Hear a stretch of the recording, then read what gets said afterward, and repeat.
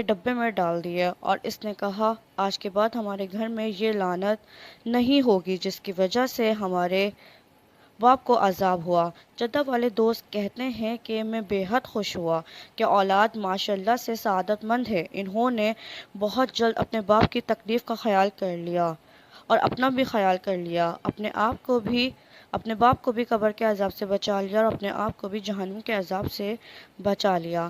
پھر میں واپس جدہ اپنے گھر میں آ گیا۔ رات کو سویا تو پھر خواب میں ریاض والے دوست کی زیارت ہوئی۔